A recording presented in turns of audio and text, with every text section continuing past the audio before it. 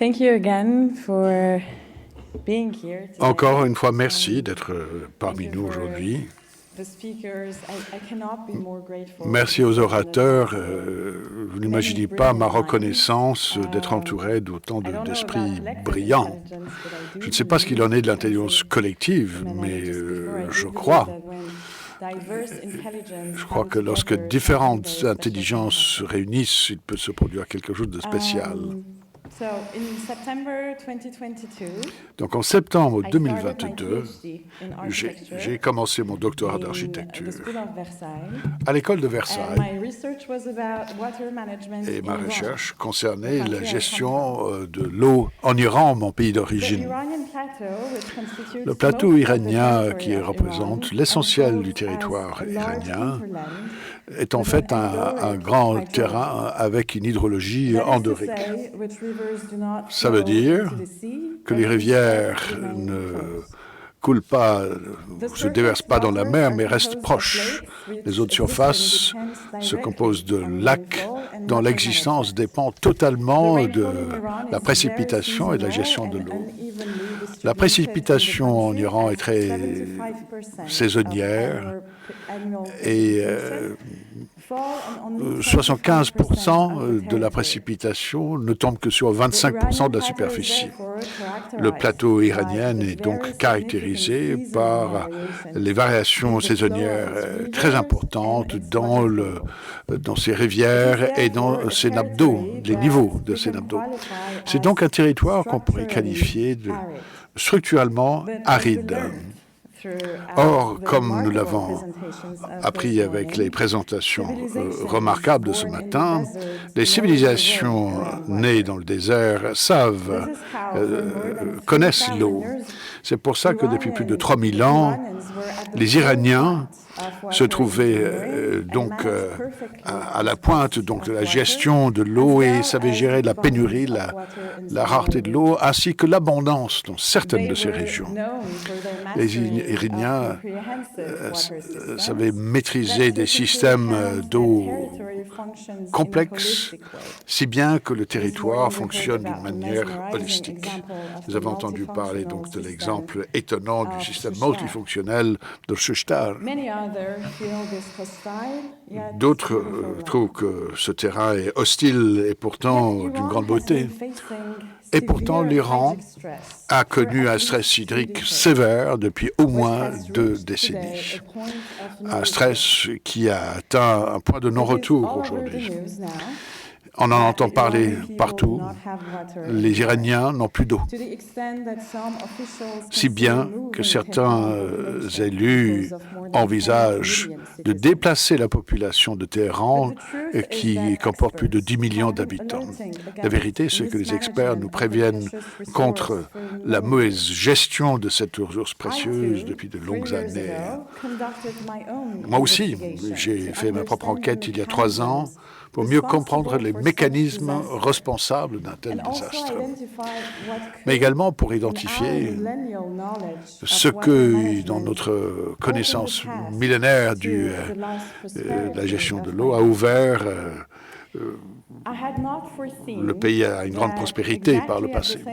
Je n'avais pas prévu qu'à la même époque que je démarrais mon doctorat, les Iraniens se leveraient sous le slogan « Femmes, vie, liberté ». Les effets dévastateurs de certaines politiques dans le domaine des ressources de l'eau m'ont coûté la possibilité de rentrer dans mon pays pour réaliser mes recherches sur le terrain comme je l'avais envisagé. Mais comme beaucoup d'entre vous le savent également, les contraintes nous obligent à penser autrement. Et je me suis demandé comment, en tant que chercheuse, comment je pourrais surmonter les barrières politiques que nous sommes collectivement confrontés. Comment faire dans un monde où le président du pays le plus puissant considère que le changement climatique est un canular. Que faire pour trouver le chemin vers un monde plus durable. Dès la deuxième année de mes recherches, j'avais déjà compris que répondre à la crise de l'eau ne nécessiterait pas davantage de technologie, comme l'a dit Marc ce matin, mais nécessiterait une nouvelle approche des territoires que nous habitons, ainsi qu'aux ressources que ces territoires nous offrent. Ça nécessite un grand changement dans nos systèmes de croyances socio-économiques, politiques et de croyances. J'ai commencé à penser à ce qui pouvait avoir modifié tout cela pour les Persans depuis si longtemps, pour leur permettre de cohabiter avec leur territoire au lieu de le contrôler. Il s'avère que les organisations sociopolitiques des Iraniens ont été longtemps influencées par un système de croyances spécifique, savoir le zoroastrianisme qui était fondé il y a plus de 3 millénaires. Le principe de base sur lequel Zoroastre basait sa philosophie existentielle était le principe suivant. Le but de notre vie est de mener une vie joyeuse sur Terre, et la raison pour laquelle nous avons été créés, c'est de participer activement à l'amélioration de ce monde pour que tous les êtres vivants, les humains, les animaux et les plantes, puissent vivre en paix et en s'épanouissant. Ce matin, je vous ai dit comment la vie sur Terre n'a été rendue possible que par la présence de l'eau dans sa forme liquide ou dans son état liquide. S'il y a un élément qui ne devrait pas commoditiser pour l'extraire et pour la consommation humaine, c'est bien l'eau. Le texte sacré du zoroastrianisme est composé dans un document qui s'appelle le Gatha. Ce qui m'a intrigué, c'est que le langage dans lequel ces textes sacrés ont été rédigés est beaucoup plus proche du sanskrit, c'est-à-dire la langue historique indienne, que du perse moderne. Il y a plus de 4000 ans, une population d'Aryens ont fui donc les steppes asiatiques pour aller vers le sud. Certains se sont arrêtés sur les hauts plateaux autour des montagnes Hindu Kush. Ils ont appelé ça plateau Aryana Vija, la terre des Aryens.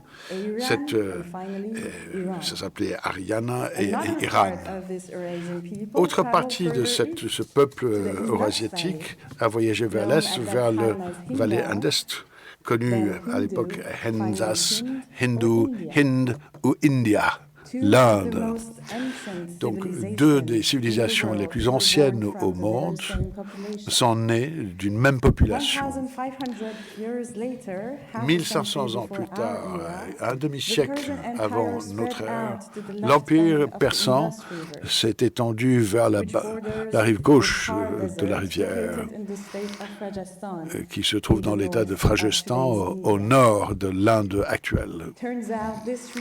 Il se trouve que cette région, qui est donc la région la plus aride, est remplie, comme nous l'avons vu ce matin, est remplie de structures hydriques exceptionnelles qui aident les sociétés humaines à surmonter la rareté ou la pénurie de l'eau pour transformer le désert en une région qui accueille la vie sous toutes ses formes. L'histoire, les liens entre ces deux pays m'ont amené à élargir ma recherche vers un territoire plus large pour ouvrir une porte dont je ne connaissais même pas l'existence. C'est comme cela qu'il y a un an exactement, j'ai décidé de réaliser ma recherche sur le terrain au Rajasthan pour étudier ces structures hydriques traditionnels ont à nous enseigner. J'étais loin d'imaginer que j'ouvrais non seulement une nouvelle porte, j'allais rencontrer de nouvelles personnes et un nouveau monde qui m'ont accueilli comme si j'en faisais déjà partie et qui m'ont appris beaucoup plus que je n'aurais jamais pu imaginer. Je suis absolument ravi aujourd'hui de vous inviter à visualiser un petit documentaire que j'ai réalisé au cours des 2 dernières semaines que j'ai passées au Rajasthan. J'espère que ces quelques images vont vous communiquer la puissance qui existe dans cette compréhension profonde des structures hydriques.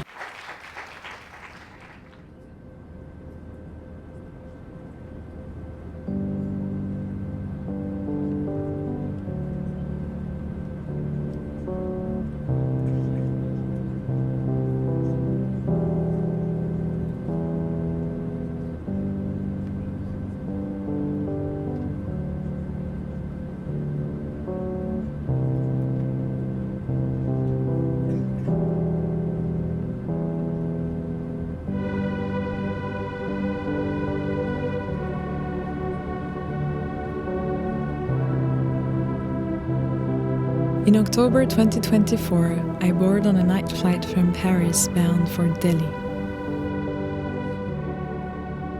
A vast grey mass stretching across London sky, with few patches of green, struggling to provide breath to India's largest and most populated city.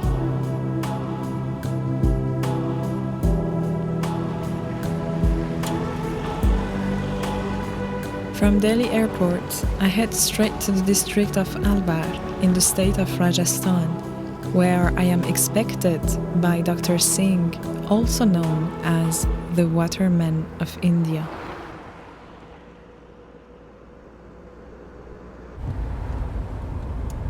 We share the road with a few companions, but despite the jolts, the honking, and the surrounding disorder, a peculiar serenity lingers in the gazes I meet.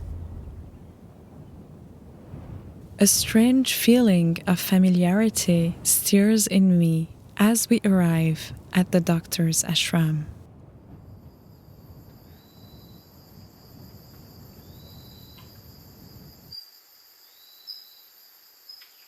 At first light, I discover the ashram under the morning sun.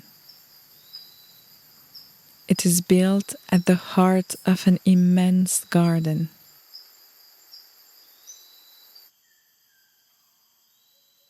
Large painted stones line the path, inviting visitors to wander and explore.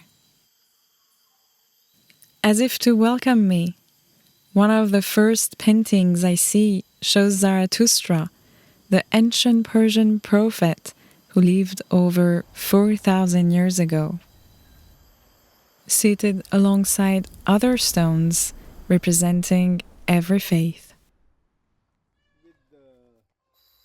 I meet the doctor, who recalls his first posting as a physician in a drought-stricken village where people suffered from night blindness due to malnutrition.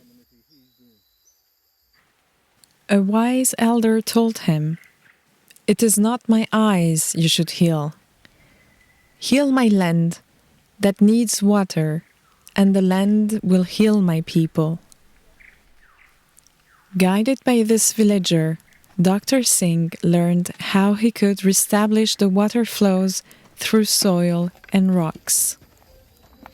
My old friend who is helping me, all friends.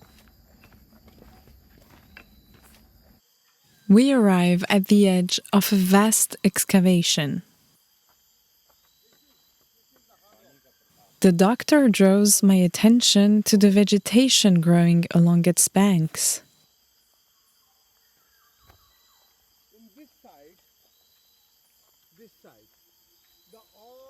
The thinner and sparse the foliage is, the less permeable is the soil below our feet. Here is the unconfined horizontal.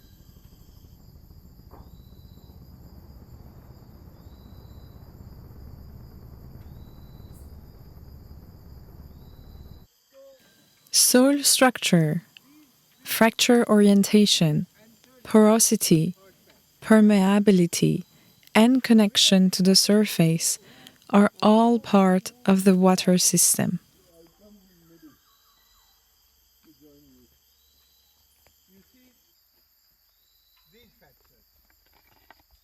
When the combination of all creates an aquifer, it can store up to 40% of its volume in water.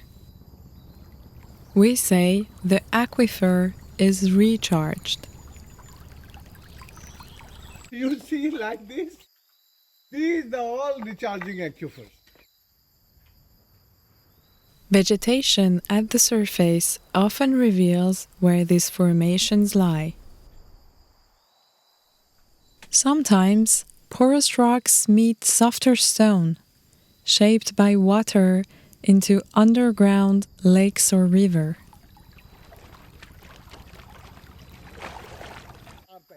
This excavation in the ashram is precisely designed to collect rainwater and recharge the aquifer beneath, sustaining all surrounding vegetation and storing water for the entire dry season.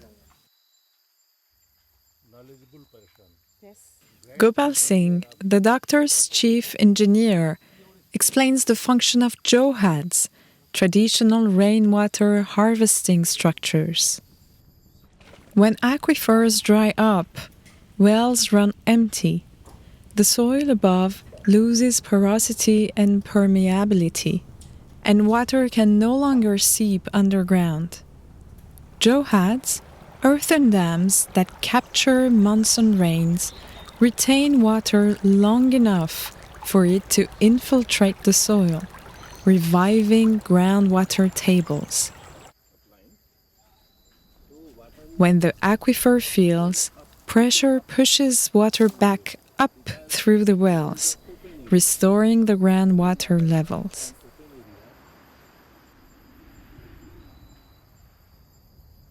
Johads work as a network, as they can recharge the same aquifer.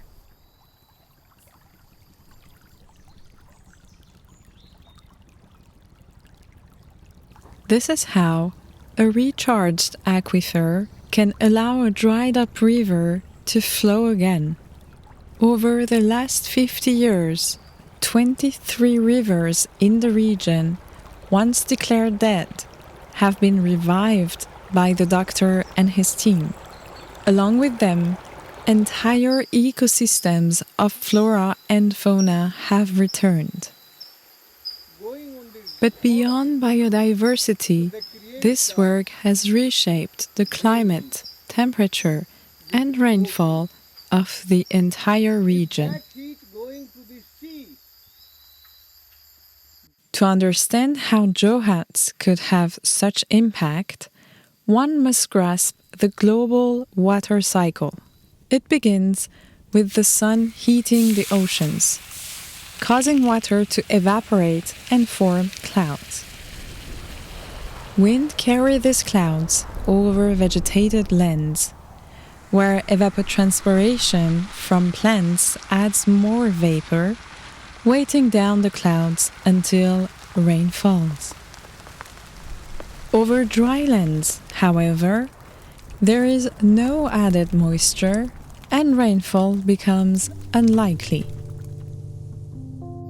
The doctor's first step was to channel rainwater from the foothills into recharging structures in areas where rain no longer fell. Villagers thought him mad, but he knew healing the land would take longer than healing the people.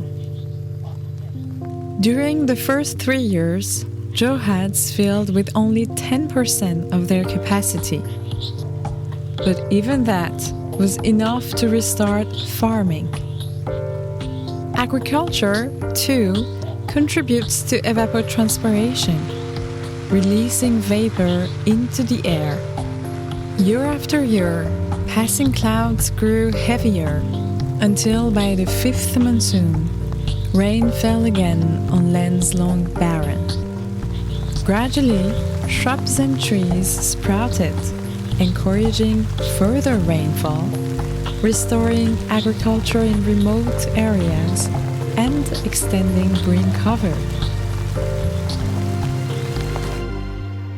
A virtuous cycle of water had begun, regulating temperature, supporting farming and creating ecosystems where desert once spread.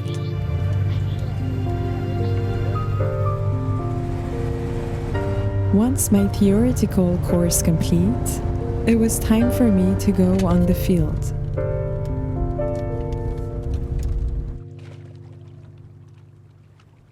Months after the monsoon, the doctor's first johad is filled with water glimmering under the sun.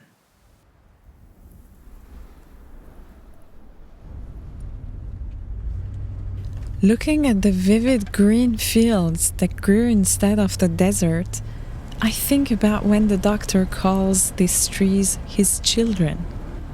Every one of them is younger than him and could grow because of his work and that of the local communities.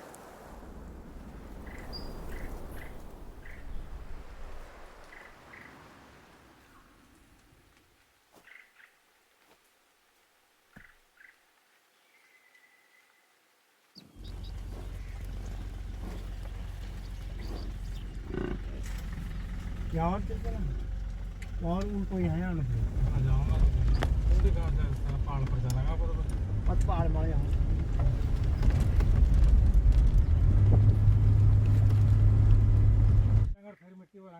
Rural engineers oversee the work, coordinate collectively, and decide together on designs and location of water structures. Rural folk used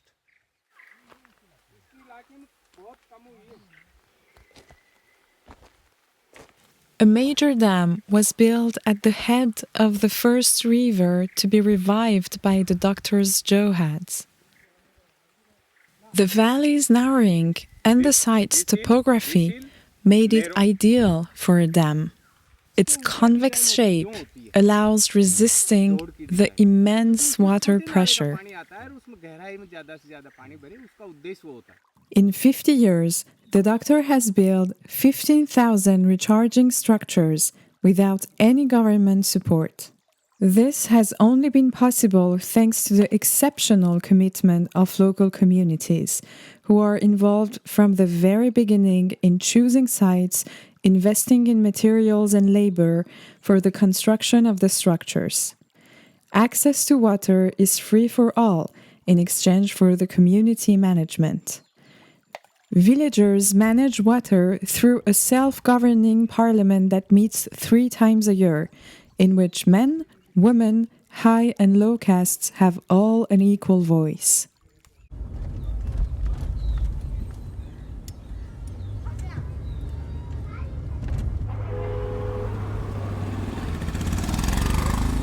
After a week at the ashram, I traveled to Jaipur, Rajasthan's capital, where the headquarters of the Doctors Association, Tarun Bharat Sangh, or TBS, are located.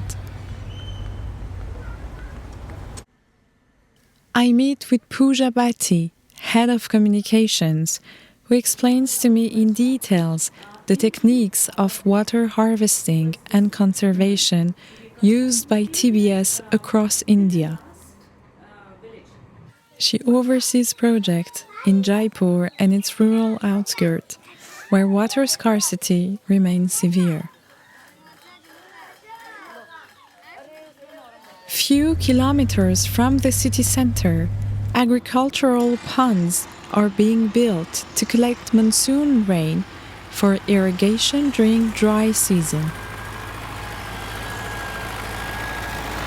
Lined with plastic sheets, these ponds prevent seepage, storing large amounts of water for farming.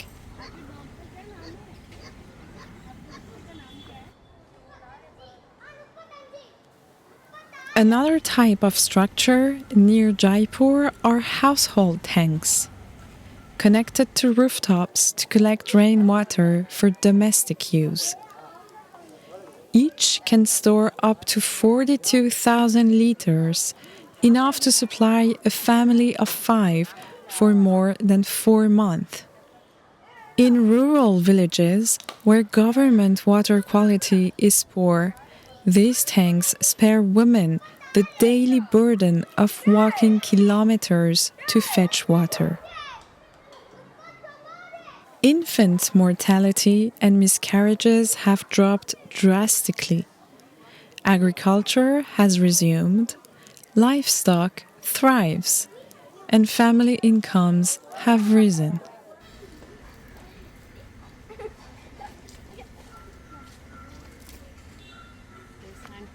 So now the women don't have to go out to fetch water.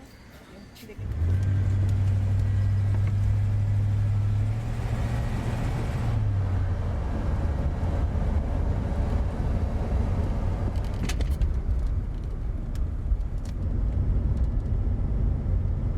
Few days later, we meet the doctor at Chambal River with my team.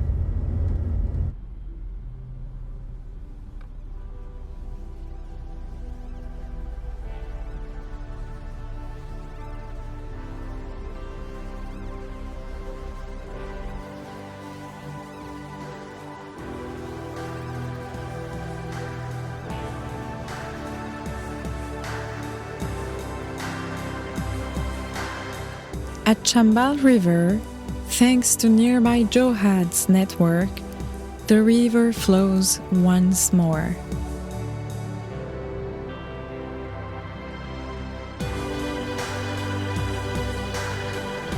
Downstream, the river widens and water seeps up from the saturated aquifer, forming natural springs.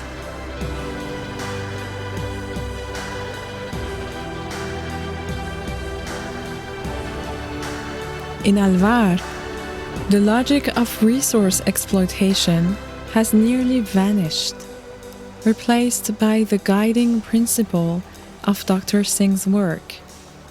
Every drop taken from nature must be returned. This renewal of the contract between the people and their land is the challenge of our future. It is the hope of this future that villagers sing to us at sunset as we sit on a warm stone listening to water tickling. In March 2015, Dr. Rajendra Singh received the prestigious Stockholm Water Prize, often called the Nobel Prize of Water, for proving that desertification and rural poverty are not inevitable. Before parting, he insists on one last point. Although water scarcity is a global problem, it can only be solved through local, decentralized, human-scale solutions.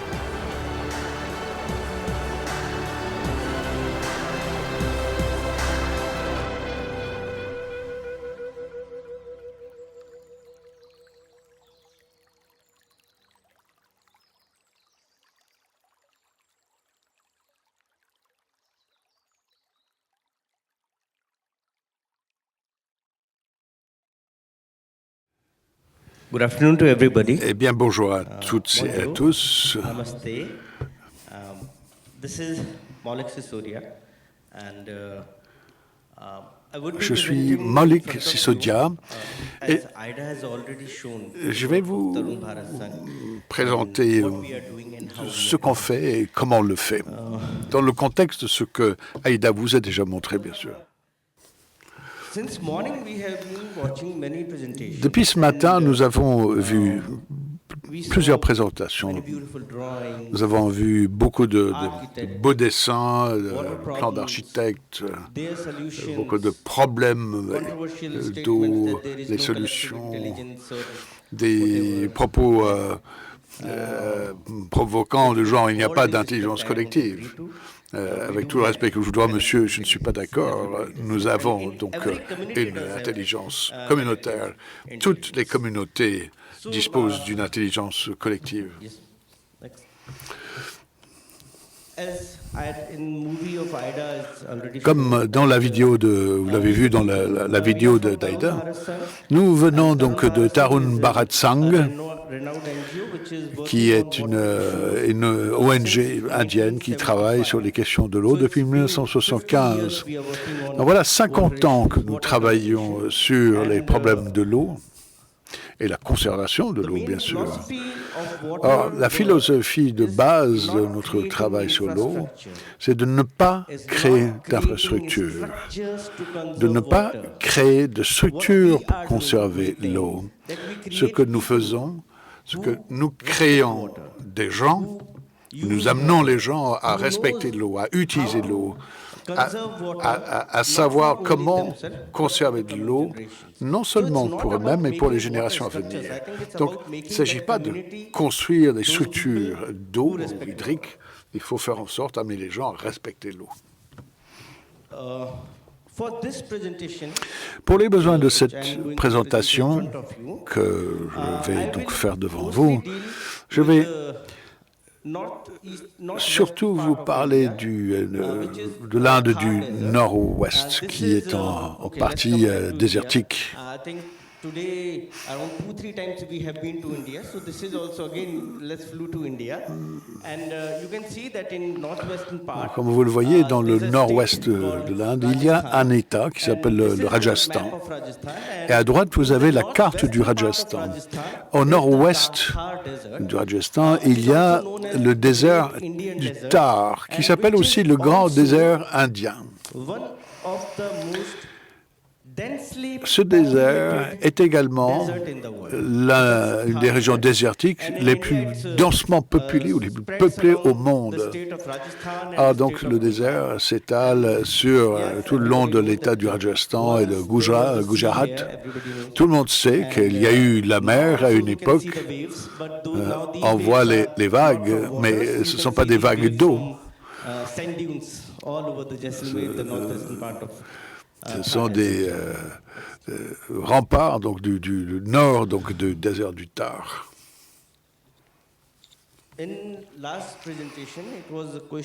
Lors de la dernière présentation, il était question de l'eau, de l'architecture de l'eau. Et Aïda a également dit que l'un des pays les plus présidents n'est qu'un canular. C'est faux. Demandez aux victimes de ces pénuries ce qu'il en est. On peut raconter tout ce qu'on veut, mais ces gens-là, ces communautés, sont des communautés qui portent le poids d'une crise qu'ils n'ont pas créée. Si vous voyez leur style de vie, leur mode de vie, il s'agit plus de la nature et comment vivre harmonieusement avec la nature. Tous ces mots à la mode, tout est durable. Si vous voulez voir la durabilité d'un mode de vie, je crois qu'il faut aller visiter, il faut aller voir ces communautés-là. Vous comprendrez ce que c'est que la durabilité et comment elle se met en place. La durabilité n'est pas un événement. La durabilité, ce n'est pas cette conférence. La durabilité, c'est un style de vie, du matin au soir. La durabilité, c'est la manière dont je vis ma vie. Alors, les communautés du désert du Thar, ce sont ceux qui contribuent le moins au changement climatique. Alors, ce sont peut-être les victimes les plus durables de la crise. Donc, et c'est ça qu'on appelle l'injustice climatique. Les gens qui sont à l'origine, sont la cause du changement climatique, n'en sont pas les victimes.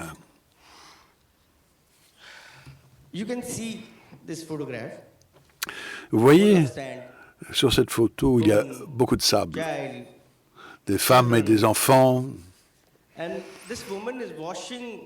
Or, à droite, la femme lave ses ustensiles, non pas à l'eau, mais au sable.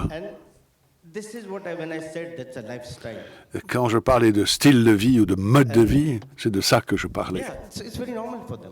Et laver au sable, c'est normal pour eux. non pas avec de l'eau, mais avec du sable. I'm not showing this picture to show their, Je ne vous montre pas cette to show image that how poor they are. No, they pour are not poor. montrer la pauvreté de ces gens-là. Ils ne sont pas pauvres. Regardez à quel point In their life, ils sont riches dans leur sourire, dans leur vie. Regardez la frustration que nous vivons, nous. a simple house. Une maison simple, un logement simple. Peut-être pas aussi beau que les beaux bâtiments parisiens, mais All in the nature. la beauté est dans la Not standing nature. against the nature. Ce n'est pas en contradiction avec la nature. C'est un This is logement looking like that. It's in a sand. qui est construit sur le sable, entouré de sable. Et c'est cela, l'architecture dont nous avons besoin. Depuis ce matin, nous avons Sorry, I'm parlé. not an architect. Désolé, je ne suis pas Room is architecte. full of architects. Et je sais que la salle est pleine d'architectes. But yes, we do create structures. Mais oui, nous créons des structures. Water. I like your one sentence. J'aime bien ce que vous avez dit, Hydraulic infrastructure to water. d'infrastructure, de l'infrastructure hydrique, et il faut parler donc de l'architecture de l'eau. C'est ça qu'il nous faut. As a Tarun Bharat Sangh, we work Donc, with desert nous communities travaillons on avec les water communautés du conservation to désert transform them from pour climate conserver victims l'eau, to de climate façon à les leaders. transformer de victimes climatiques à leaders climatiques, en renforçant à la fois donc l'eau, le mode de vie, les écosystèmes et la gouvernance locale. Salim du Maroc. He was worried, Salim, isn't it? Salim, c'est vous, oui. Salim était inquiet The youth are coming up. They have their que aspirations. les jeunes ont But the des tourists aspirations are coming. They want modernistes. to see the old Mais les man. touristes viennent et veulent voir le vieux Marrakech. Be harmonized. When the local people want to be modernized and the tourists Comment want to harmoniser see your local wisdom. l'aspiration moderniste des jeunes Marocains et les velléités de voir de l'ancien Marrakech, Solution of all these velléités des problems, touristes. these are not Or, technological problems. les solutions de ces problèmes ne sont pas Social problems. technologiques, ce sont des problèmes For these, we d'ordre need to social. work with the community. Et pour cela, il faut We travailler need to live with avec them. les communautés, il You faut need to vivre sit avec with them. elles, You need il to faut understand s'asseoir avec elles, what are their aspirations and why il faut they are comprendre leurs aspirations et il faut You savoir and pourquoi me ces aspirations have made évoluent. them believe that you Si need to on upgrade leur a fait yourself, croire, you c'est need nous to qui change. leur avons fait You croire are the qu'il inspiration faut for those s'améliorer. youth. C'est vous qui They are devez saying the inspirer same ces in jeunes. Paris. We also Ils want vont to se go to dire, Paris. Salim est à Paris. Ah, nous aussi, on aimerait aller à Paris. Aspirations come from Les comparison. aspirations And that nous comparison viennent can de carry comparaisons on. que nous When tirons. you have dialogue with community, please. Cela, ça vient du dialogue que nous entretenons avec les communautés. Actually, water, En fait, we are working on nous two travaillons aspects of water. sur différents aspects de l'eau. D'abord, la sécurité hydrologique et l'accès à l'eau. La sécurité de l'eau, ça veut dire que nous renouvelons ces ressources hydrauliques avec notamment les aquifères souterrains. Nous rénovons les rivières et tout ce qui permet de récupérer l'eau de pluie. Et puis, il y a la question de l'accès à l'eau. Une fois que vous avez de l'eau disponible, il faut des infrastructures pour que l'eau puisse atteindre les communautés, c'est-à-dire les consommateurs. Donc, vous conservez l'eau d'un côté, mais l'accès à l'eau, ça peut être aussi la canalisation de l'eau d'un point à l'autre. Si vous avez un robinet dans votre salle de bain, c'est l'accès à l'eau. Mais si le robinet n'a plus d'eau, ça veut dire que vous n'avez pas sécurisé, vous n'avez pas assuré la sécurité de l'eau. Et alors, à quoi servent les canalisations si vous n'avez pas d'eau dedans? Tout d'abord, nous travaillons à la sécurité de l'eau et ensuite sur l'accès à l'eau. Alors, l'eau pour les écosystèmes, nous avons conçu Sarovar. C'est un plan d'eau que vous avez vu dans le documentaire d'ailleurs. C'est un étang. Et ce pont, ce plan d'eau que nous avons créé est très important. Si vous voulez conserver de l'eau, vous devez créer une barrière. Et parce que l'eau, elle arrive comme ça, et elle remplit vos mains. Donc, ça, c'est disons, un étang ou un plan d'eau. Et on crée ce plan d'eau dans le désert du Thar, où nous voyons qu'il y a une petite pente, et on peut créer des barrières de manière à ce que pendant la mousson, l'eau arrive et qu'on puisse remplir le récipient.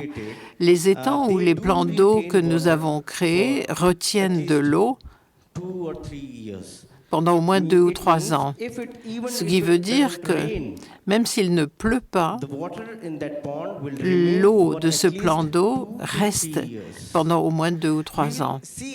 Et nous voyons ensuite comment utiliser cette eau, quelles sont les règles et les règlements sur l'utilisation de l'eau. Mais ce sont les sarovars, c'est-à-dire ces plans d'eau que nous avons créés, qui sont essentiellement pour l'écosystème. Tout le monde peut prendre de l'eau de ces plans d'eau. La faune sauvage, les oiseaux migratoires, les êtres humains, les animaux, tout le monde, parce que ces plans d'eau sont ouverts à tous. Voici une photo pour vous montrer comment ça fonctionne. Et vous voyez, c'est une pente qui permet de récupérer l'eau. Quand la pluie arrive, l'eau coule dans ce sens et nous avons fait une digue pour que l'eau puisse être recueillie dans ce plan d'eau. Et si l'eau de pluie est supérieure en quantité à la capacité du plan d'eau, eh bien, on a fait un point de débordement pour ne pas casser la digue, c'est-à-dire que l'eau peut s'écouler. Et l'eau supplémentaire va dans un autre plan d'eau plus bas. Et nous créons donc toute une série de plans d'eau en chaîne. Donc le premier est rempli, puis ensuite le deuxième, puis le troisième, etc.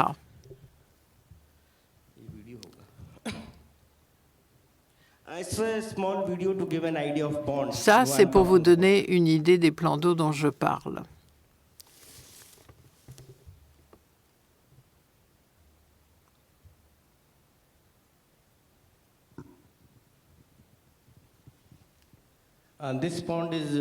Ce plan d'eau s'appelle Jia-Desser. C'est au milieu de Jaisalmer, c'est-à-dire dans le désert. Et vous verrez qu'il n'y a pas d'autres plans d'eau dans le coin. Et c'est la seule source d'eau pour 10 villages qui sont situés à proximité.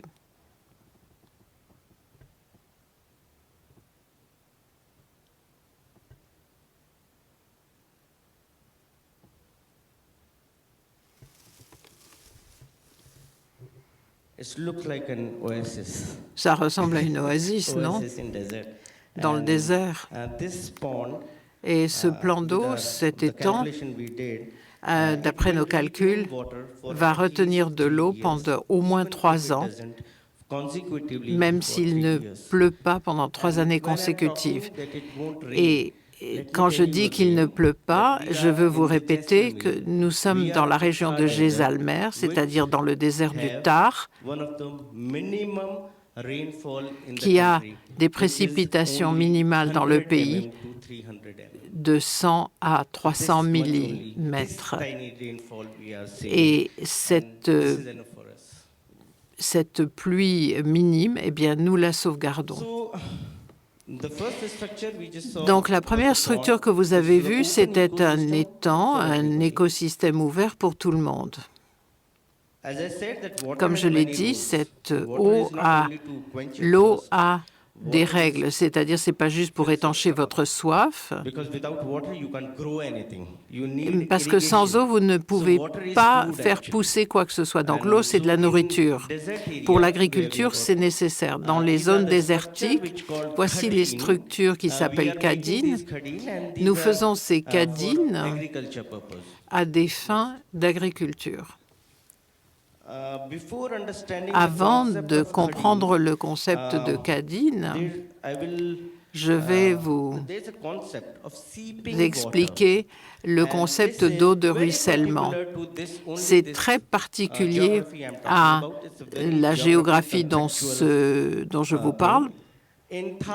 C'est propre à cette région. C'est dans le désert du Thar où nous travaillons environ 10 à 15 mètres, pardon, 10 à 15 pieds sous l'eau. Il y a une couche de gypse, une espèce d'argile, et à 15 pieds à peu près. Des fois, c'est à 20 pieds, des fois, c'est à 15 pieds, et on ne le voit pas du sol. Et cette couche d'argile bentonique, eh bien, quand il pleut, l'eau traverse le sol, mais ne rentre pas dans la nappe phréatique. L'eau reste bloquée à 10 ou 15 pieds parce qu'elle rencontre une couche imperméable de gypse. Vous voyez à quoi ça ressemble, et d'argile bentonite qui est sous le sol, sous la surface. Et ce qui se passe, c'est que quand il y a des précipitations qui sont collectées, non pas en souterrain, mais dans la couche de gypse, ça va rester là, l'eau. Et ça va rester là pendant, mettons, 5 mois, 6 mois. Et cette eau est invisible, puisqu'elle est sous terre, mais pas en eau souterraine. Et elle va rester 4, 5, 6 mois à cet endroit-là. Et ensuite, nous utilisons cette eau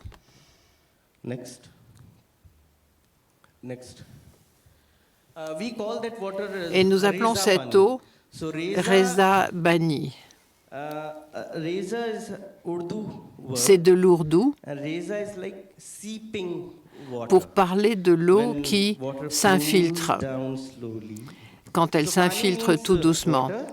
Et Bani, ça veut dire l'eau, et on a donc de l'eau qui s'infiltre tout doucement. Et vous voyez, nous avons créé cette espèce de digue. La mousson arrive, l'eau remplit cette zone et l'eau va pouvoir descendre sous le sol. Et quand l'eau s'assèche, nous pouvons faire pousser nos cultures là. Parce que l'humidité de cette eau va suffire pour irriguer nos cultures. Ce n'est pas de l'irrigation par l'eau, mais par l'humidité. Et c'est très différent d'autres systèmes d'irrigation que vous trouvez dans d'autres parties du monde. Donc, c'est une irrigation par l'humidité. Je vous ai montré ce dessin pour que ça soit plus clair. Vous voyez ici un cadine vide avec un débordement, un cadine donc asséché. Et ici, pendant la mousson, vous voyez la pluie qui remplit l'étang ou le plan d'eau. En général, on a la mousson en juillet, août, septembre. Ça dure 3 mois. C'est la saison des pluies. Et au bout de 3-5 mois, ça sèche. Donc, disons, en octobre ou en décembre, il n'y a plus d'eau. Et cette eau qui s'est asséchée, eh bien, vous avez vu que dans le bassin, il y avait de l'eau et que l'on peut faire des cultures. Et ces cultures ne sont pas irriguées par de l'eau, mais par de l'humidité qui remonte de la terre, du sol. Et c'est comme ça que nous utilisons les précipitations de la mousson pour l'agriculture. Ici, c'est Berry le matin.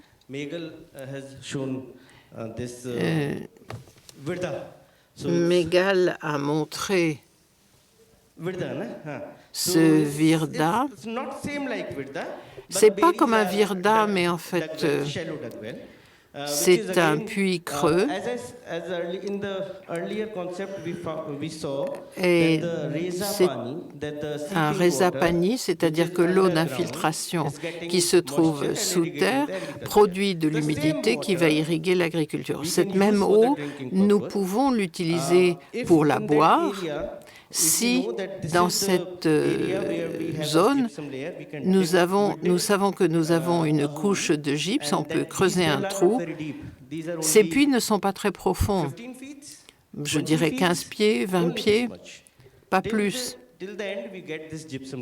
Mais c'est dès qu'on atteint la couche de gypse, à ce moment-là, on recueille de l'eau qu'on utilise pour la boire. Voici le puits avec la couche de gypse et on utilise l'eau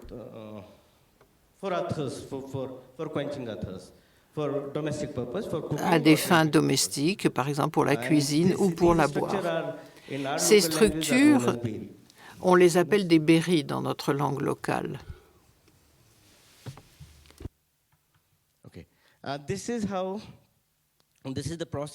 Voici le processus de construction d'un berry. Nous trouvons un endroit qui est approprié à la construction d'un berry. Alors, comment est-ce qu'on choisit un endroit? En général, ce travail est fait par des membres de la communauté qui nous dit où construire un berry. Les scientifiques ne peuvent pas nous le dire. Les villageois ont leur propre sagesse et ils nous disent où trouver de l'eau et construire un berry. Ils savent d'après les arbres, d'après la verdure, d'après les animaux qui tournent autour de certains espaces, où ils voient des fourmis qui vont quelque part. C'est là qu'ils savent qu'il y a de l'eau. Et c'est là qu'il faut construire un berry.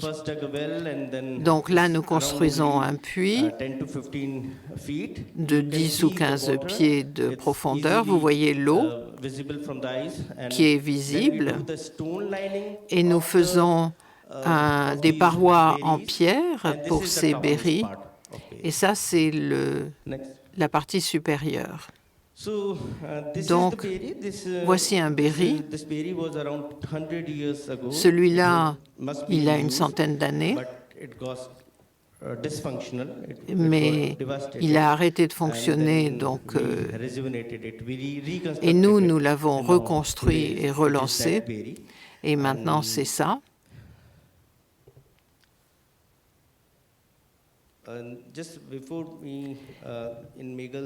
Mais avant que l'on passe à la présentation de Megal, enfin, il y a eu une discussion parce que l'architecture, ça veut aussi dire la beauté.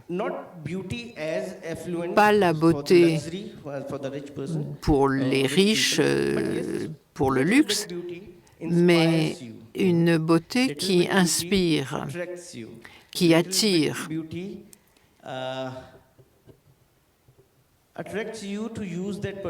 qui invite à utiliser ce berry en particulier. Et vous voyez que nous avons utilisé des matériaux locaux, un style local, pour que les berries soient beaux et qu'on ait envie de les utiliser, qu'on les utilise plus longtemps et qu'ils ne tombent pas en désuétude. Voici les femmes qui viennent chercher de l'eau du berry. Et vous voyez là qu'elles prennent de l'eau du berry. Ça, c'est de l'eau à boire. Et tous ces berries sont fonctionnels maintenant. Donc nous voyons l'eau pour les écosystèmes, l'eau pour l'agriculture, pour les besoins domestiques, et maintenant nous avons de l'eau pour la vie. La région du Thar est une zone d'élevage. Donc il faut de l'eau pour tout le monde, notamment pour les chèvres et les moutons qui sont dans la région. Et pour eux, nous créons ces tankas, ce sont des réservoirs pour donner un accès à l'eau avec une capacité de 20 000 litres d'eau. Et l'eau qui est contenue sert à deux choses. Pendant la mousson, l'eau de pluie et les précipitations permettent de remplir le réservoir et ensuite, vous pouvez boire l'eau d'autres sources comme les puits, mais ces réservoirs d'eau sont généralement utilisés pour donner de l'eau aux animaux d'élevage. Cet agriculteur, cet éleveur, a amené son bétail ou ses animaux. Voici le mécanisme d'ouverture de l'eau pour que les animaux puissent boire.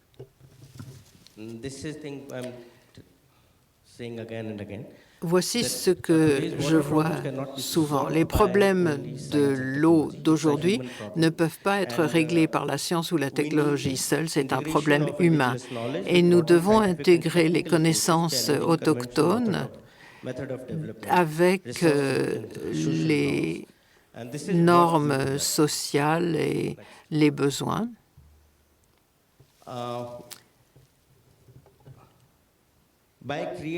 Nous devons créer des structures qui permettent la durabilité.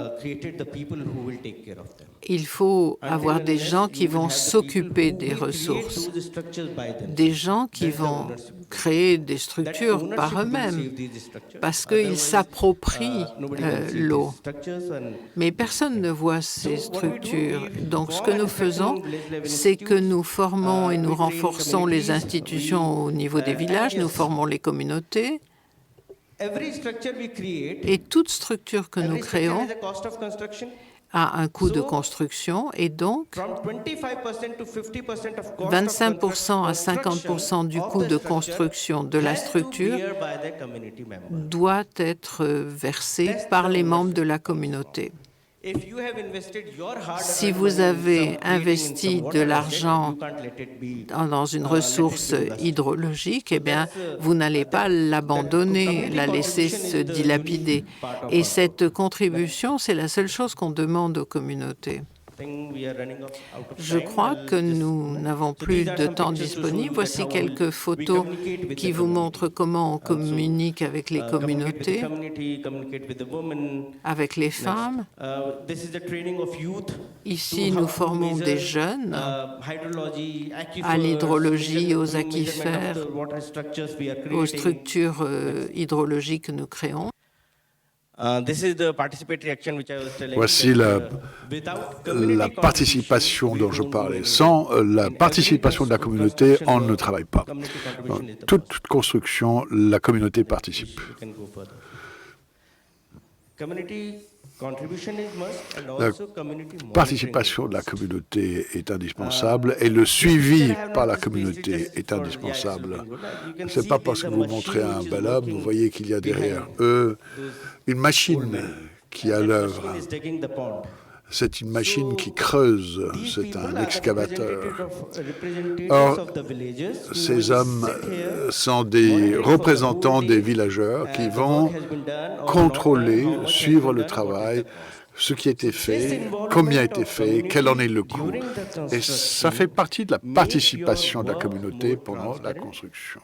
Il faut donc que les travaux soient plus transparents, plus efficaces en termes de coûts, en termes du temps consacré, plus transparents aussi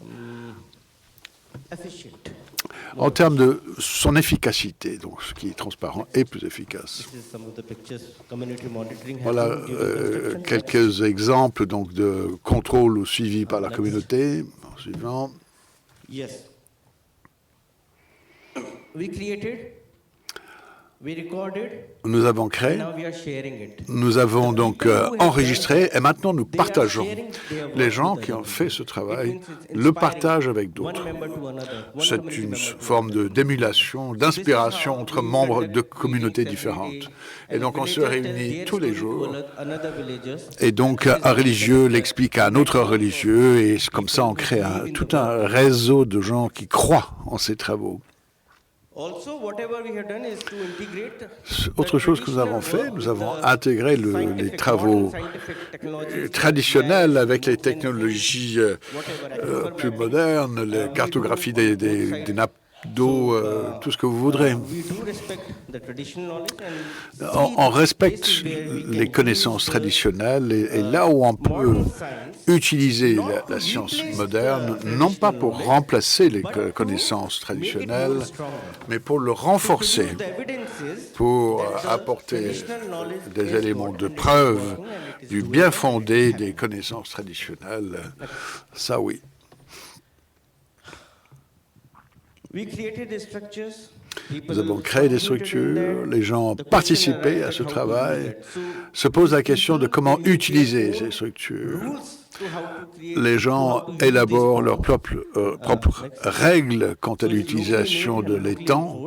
Donc tout est fait localement, tout est appliqué localement. Si vous voyez que l'eau de l'étang ne se porte pas bien, la communauté cesse de puiser de l'eau et garde donc l'eau pour les animaux. C'est une sorte d'autodiscipline qui rend vos structures plus durables. Le CADIN. Aucun CADIN peut arrêter le flux d'eau. Seulement 50% peut être retenu. Et on ne peut libérer que 50%. C'est un peu comme des barrages, en fait, les CADIN. Voilà, ça c'est un étang qui ne peut être utilisé que par des humains. Voilà pour les animaux. Et comme avec les berries, on ne peut pas utiliser des moteurs ou des pompes motorisées ou électriques. Si vous devez extraire de l'eau, vous puisez l'eau à la main. À la main, vous ne prendrez que ce qu'il vous faut. Si c'est motorisé ou électrique, on a tendance à en prendre trop. Voilà, à la main uniquement.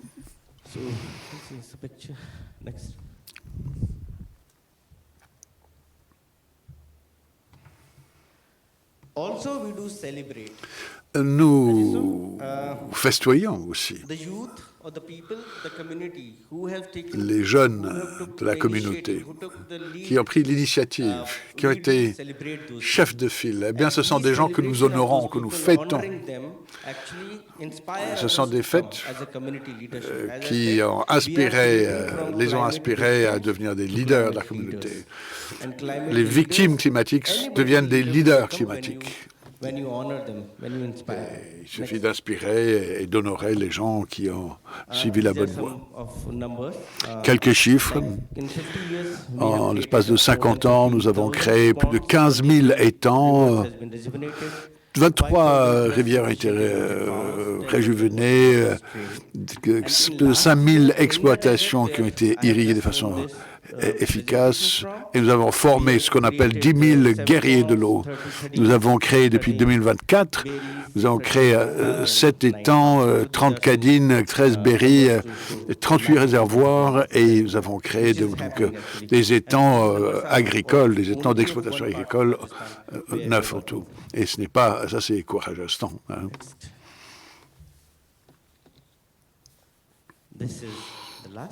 Et c'est mon dernier slide. Merci pour votre patience. La leçon, c'est qu'il faut traiter l'eau comme une culture et non pas comme une commodité. Beaucoup d'autres orateurs l'ont dit devant moi, l'eau n'est pas une commodité. C'est une culture, c'est un peu au cœur de la civilisation. Et oui, je vous invite à venir nous voir, à venir voir nos travaux de voir comment l'eau est la vie. resilience in our Et l'eau, donc, nous apporte une résilience dans nos villages. Merci. My English is not that good. Also, I'm nervous. So Mon anglais n'est pas très bon, mais en même temps, je suis assez tendu, donc merci d'être patient avec moi. Imaginez se réveiller avant le lever du soleil, non pas pour aller à l'école ou au travail, mais de marcher des kilomètres pour aller chercher de l'eau. Imaginez tout ça, tout en devant ensuite cuisiner, soigner, prendre pour sa famille, pour des millions de femmes. Ce n'est pas d'imagination, c'est la réalité quotidienne. Aujourd'hui, je vais partager avec vous comment, à travers la restauration communautaire, cette crise devient une forme de résilience. Comment une structure simple, ce qui s'appelle un tanka, ne fait pas que stocker l'eau, mais stocke la dignité. Comment les femmes, dès lors qu'elles sont libertées de cette charge, deviennent les architectes du bien-être, de l'éducation et de la résiliation climatique. Bonjour, chers invités, bonjour, chers collègues. J'ai l'honneur de vous présenter le travail de Tarun Bharat Sangh. Tarun Bharat Sangh, également connu sous le nom de TBS, est une organisation qui a 50 ans, qui œuvre en faveur de la promotion climatique en conservant l'eau,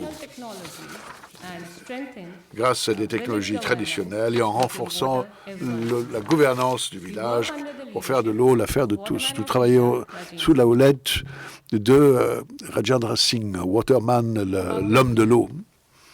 Quelques mots concernant la région. La région du Mewat est une région culturellement à part dans l'Inde du Nord. Nommée après les Meos, une communauté indigène musulmane connue pour ses traditions syncrétiques uniques. La communauté Meo, les Mewati, forme le cœur de la région avec une population d'environ 3 millions. Ils ont préservé une version unique donc, de l'islam et des traditions culturelles hindues. La région est habitée et représente quand même des grands défis agricoles surtout. Malgré le fait de ne se situer qu'à 100 km de New Delhi, notre capitale de l'Inde, le Mewat est l'une des régions de l'Inde les moins développées. Comme l'indiquent les indicateurs d'éducation et d'infrastructure, seulement 36% des femmes sont alphabètes. Et c'est essentiellement agraire, on dépend donc des eaux de pluie, et la pauvreté est partout. Voici une image du village de Mewat où les femmes attendent l'eau.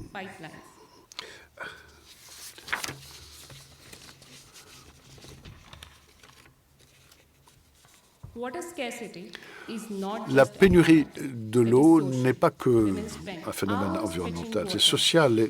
Les femmes passent des heures à chercher de l'eau, ce qui compromet leur éducation et constitue des désavantages économiques. Les raretés amènent donc un déclin donc, du bétail, le stress et une moindre participation à la vie publique. Pourquoi les femmes portent les charges les plus lourdes? Eh bien,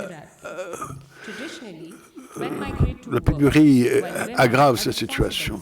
Les hommes migrent pour chercher du travail, alors que les femmes s'occupent de la cuisine, du nettoyage.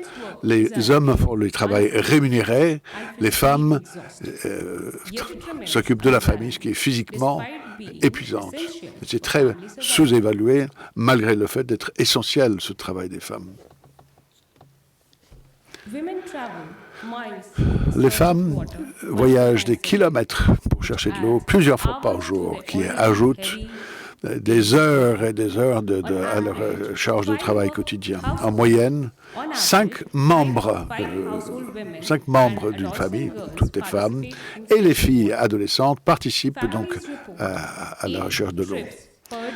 Les familles font 8 voyages par jour de quelques 6 kilomètres, plus de 6 heures par jour à aller chercher de l'eau. Au total, les ménages consacrent environ 33 heures par jour pour aller chercher de l'eau. 33 heures par jour, par ménage.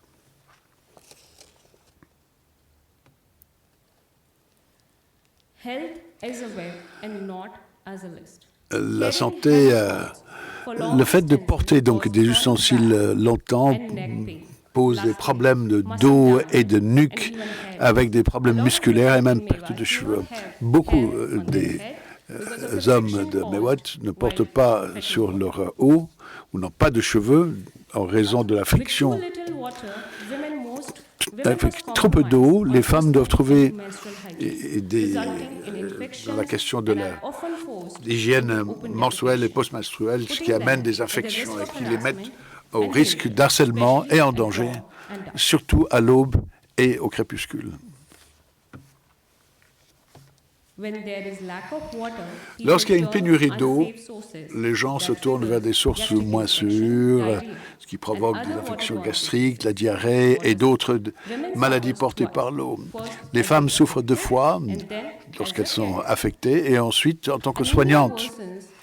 L'anémie aggrave cette situation et réduit la capacité de travail et donc conduit vers des régimes de mauvaise qualité.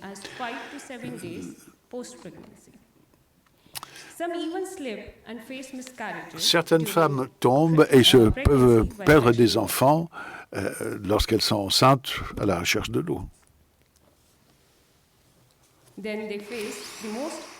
Ensuite, les femmes ont le choix impossible de quelle douleur ignorer aujourd'hui, quelle maladie doit attendre jusqu'après la moisson. Voilà quelques anecdotes du terrain. Sajida.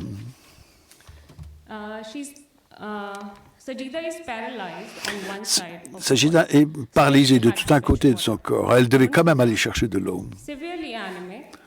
Munfida a eu besoin de Taslima a mangé un chapati par jour, trop faible pour travailler. Elle était quand même obligée d'aller chercher de l'eau. Tout ceci parce qu'il y a une véritable pénurie de l'eau.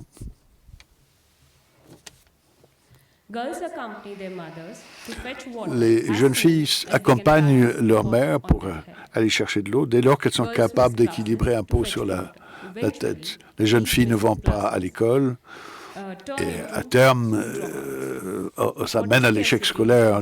La pénurie de l'eau leur prive de leur éducation, ce qui est pourtant la meilleure façon de sortir de la pauvreté.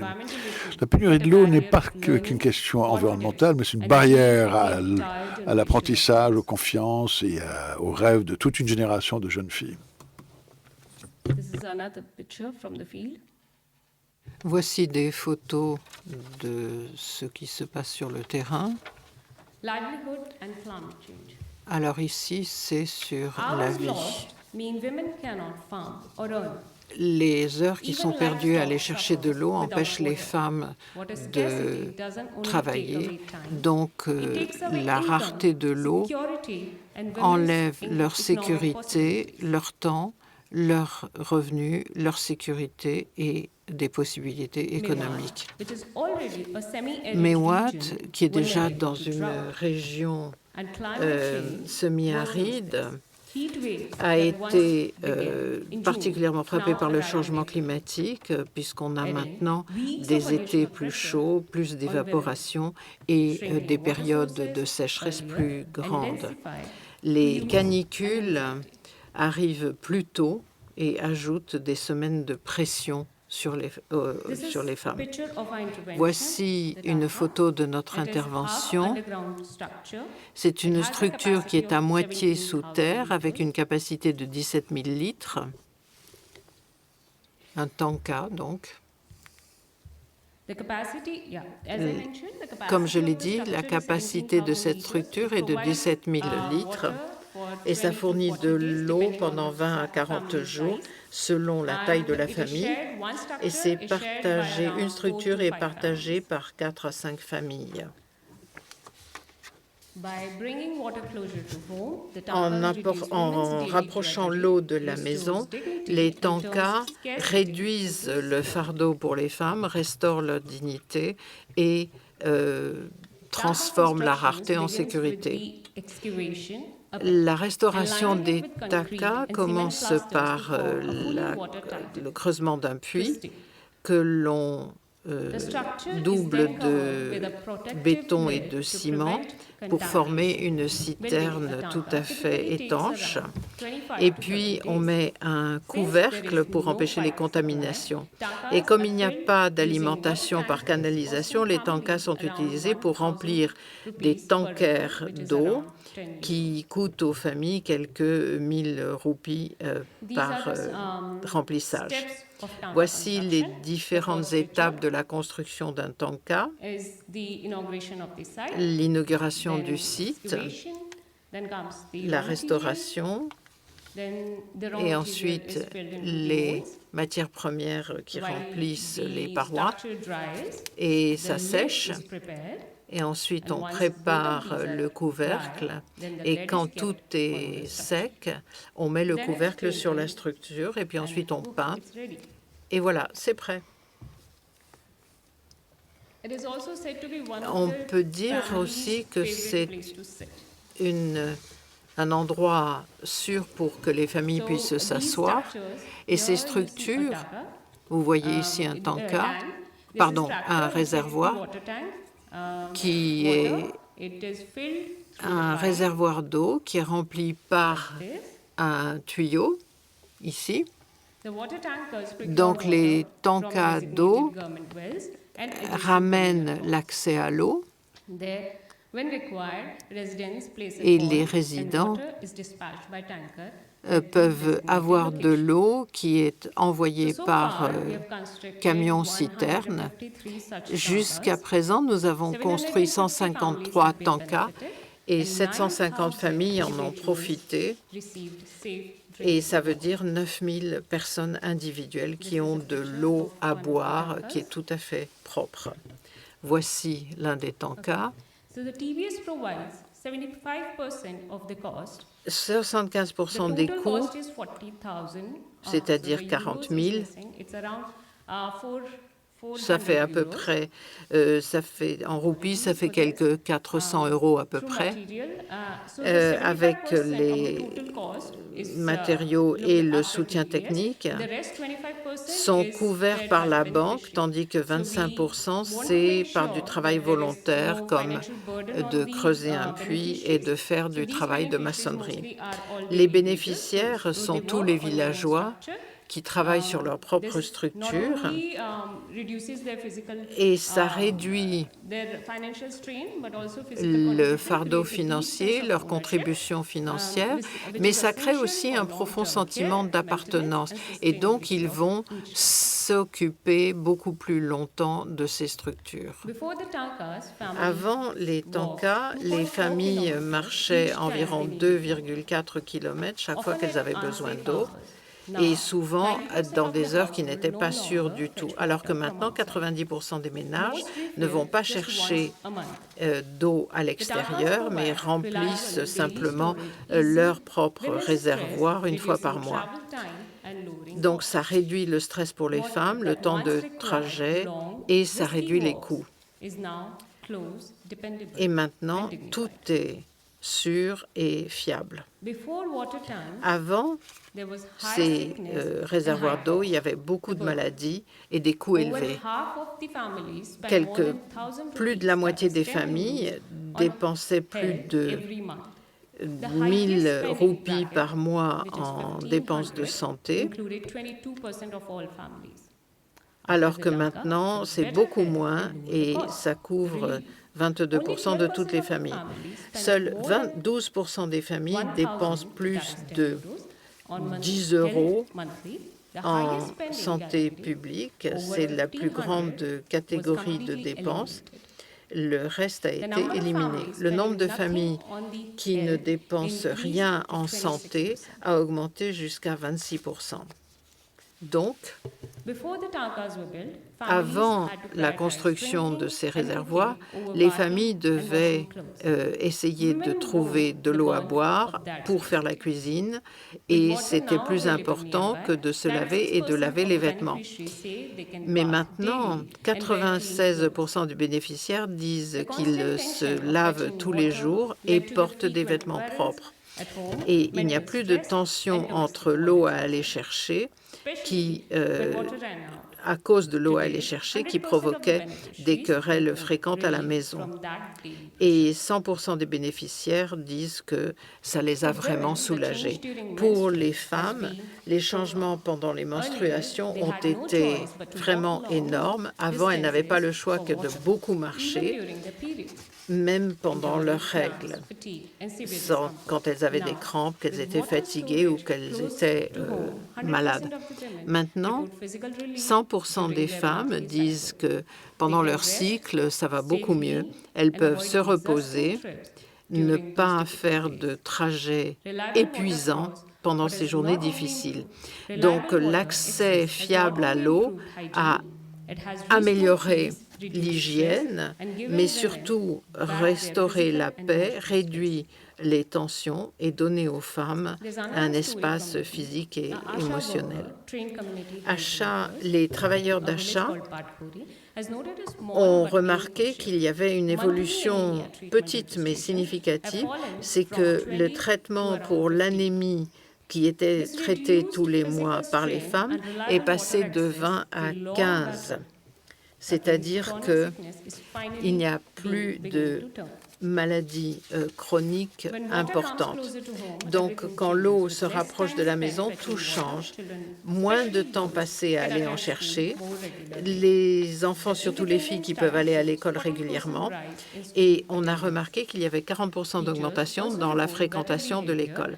Les enseignants disent que les comportements et l'attention sont supérieurs, que les enfants sont capables de se concentrer et vont mieux en classe.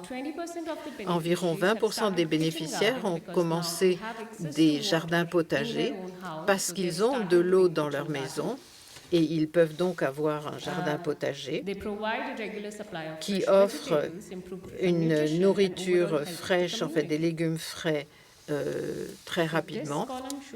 Et cette colonne montre la source de revenus, l'augmentation et les explications.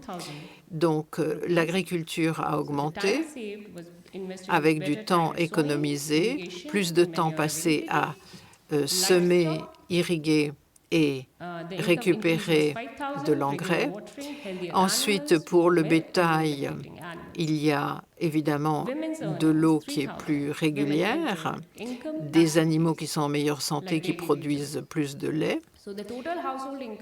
Les revenus des femmes ont augmenté, les ménages aussi, et l'entretien des réservoirs d'eau n'est pas trop élevé. Ça a quand même permis d'augmenter le revenu des ménages.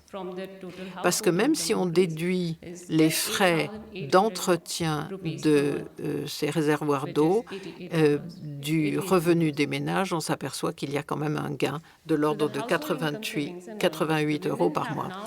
Donc, les femmes ont commencé à travailler dans l'agriculture pour produire des légumes frais, améliorer la nutrition et la santé d'ensemble. Comme je l'ai dit, nous étions tellement tendus que nous n'avions pas pu leur parler comme il fallait au début, mais là maintenant nous avons plus de temps, moins de stress et nous pouvons discuter avec les femmes. Voici Memoudi et Sabina qui ont commencé leur propre activité et puis Taslima également. Voici des visages heureux.